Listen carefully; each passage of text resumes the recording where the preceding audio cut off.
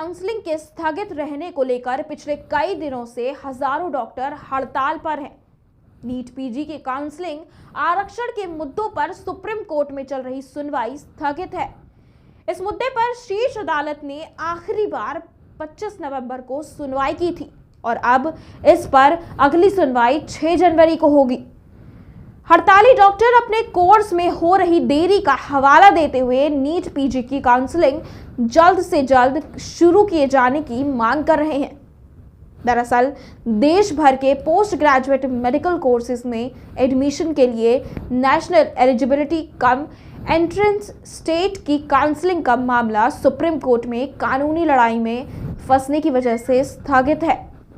केंद्र सरकार ने 29 जुलाई को जारी नोटिफिकेशन में मेडिकल कोर्सेज में एडमिशन के लिए नीट के ऑल इंडिया के तहत मेडिकल सीट्स पर ओबीसी के लिए 27% और ईडब्ल्यूएस कैटेगरी के लिए 10% आरक्षण की घोषणा की थी। इस फैसले के खिलाफ सुप्रीम कोर्ट में कई याचिकाएं दायर हुई थी। इस मामले पर सुप्रीम कोर्ट में आखिरी बार 25 नवंबर को सुनवाई हुई थी। तब केंद्र ने कोर्ट से ईडब्ल्यूएस कैटेगरी को आरक्षण देने के लिए सालाना 8 लाख रुपए इनकम के क्राइटेरिया पर दोबारा बात करने के लिए 4 हफ्ते का समय मांगा था।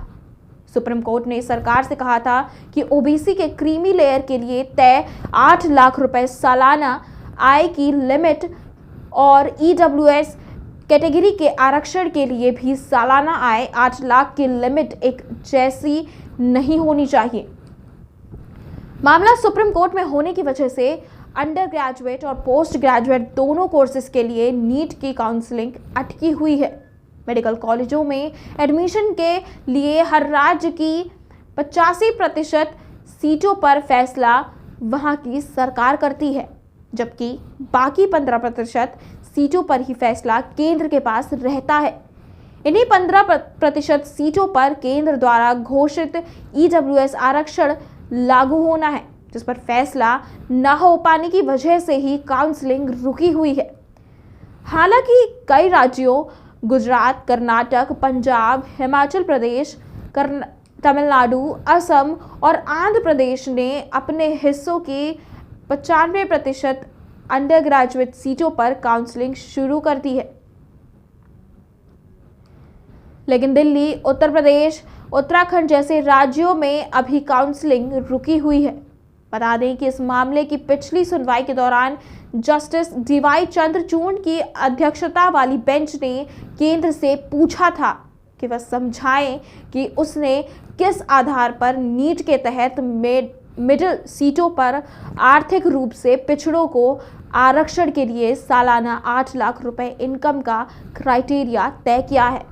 कोर्ट ने कहा था, आप 8 लाख को बस ऐसे ही कहीं से भी ले सकते हैं, कहीं से भी नहीं ले सकते हैं। इसके लिए अवश्य ही कुछ डेटा होना चाहिए जो सामाजिक जनसंख्या पर आधारित हो। कोर्ट ने सरकार से कहा कि ओबीसी कोटा के लिए भी 8 लाख रुपए की ही लिमिट है। ऐसे में आप ईडब्ल्यूएस कैटेगरी के लिए भी 8 लाख रुपए की ही लिमिट कैसे रख सकते हैं? अगर सरकार ऐसा करती है तो वह आसमान को समान बना रही है। कोर्ट ने कहा कि ओबीसी कोटा के तहत आने वाले लोग सामाजिक और शैक्षिक रूप से पिछड़े हैं, लेकिन संवैधानिक योजना के तहत ईडब्ल्यूएस कैटेगरी के लोग सामाजिक और शैक्षिक रूप से पिछड़े नहीं हैं। ऐसे में दोनों के लिए एक समान सालाना आय की लिमिट कैसे रखी जा सकती है? सरकार ने सुप्रीम कोर्ट में दाखिल अपने हलफनामे में कहा था कि नीट के ऑल इंडिया कोटा में आर्थिक रूप से पिछड़ों की कैटेगरी के लिए उसका सालाना 8 लाख इनकम तय करने का फैसला मनमानी नहीं है, बल्कि कई राज्यों में विविध आर्थिक कारणों पर विचार करने के बाद इसे अंतिम रूप दिया गया है। सॉलिसिटर जनरल तुषार मेहता ने नवंबर में हुई सुनवाई के दौरान कहा था कि हमें ईडब्ल्यूएस कैटेगरी के लिए तय 8 लाख इनकम की लिमिट पर फिर से विचार करने का निर्देश मिला है। हम इस पर विचार करके 4 हफ्तों में जवाब देंगे। सरकार ने कहा था कि ईडब्ल्यूएस कैटेगरी की इनकम लिमिट तय होने तक नीट पीजी की काउंसलिंग नहीं होगी। जानकारी के अनुसार सरकार EWS कैटेगरी के लिए सालाना इनकम लिमिट को 8 से बढ़ाकर 12 लाख कर सकती है। बता दें कि नीट पीजी 2021 का रिजल्ट सितंबर में ही घोषित किए जाने के बावजूद अब तक काउंसलिंग शुरू नहीं किए जाने को लेकर हजारों डॉक्टर हड़ताल पर हैं। नीट पीजी की काउंसलिंग 24 से 29 अक्टूबर के दौरान होनी थी, लेकिन आरक्षण के मुद्दे पर मामला सुप्रीम कोर्ट में लंबित होने की वजह से काउंसलिंग फिलहाल स्थगित है। काउंसलिंग नहीं शुरू होने से ही देश भर के मेडिकल कॉलेजों के रेजिडेंट डॉक्टरों में नाराजगी है और उन्होंने सामूहिक इस्तीफे की धमकी दी है। दिल्ली में तो पिछले 12 दिनों से इसी मुद्दे को लेकर हजारों डॉक्टर हड़ताल पर है और कई बड़े सरकारी अस्पतालों की OPD ठप पड़ गई है। वहीं कुछ छात्र नीट की ऑल इंडिया कोटा की सीटों पर EWS कैटेगरी को आरक्षण दिए जाने को लेकर भी विरोध जता रहे हैं।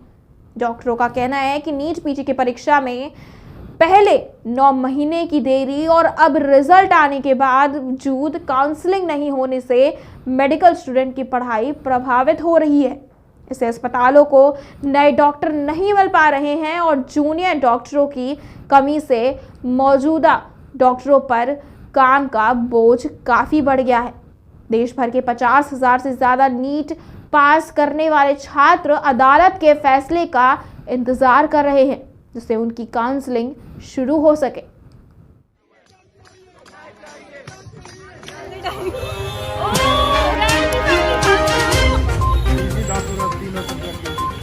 क्या हुआ था कि जो है 2 बच्चों के 720 में से 720 आए थे।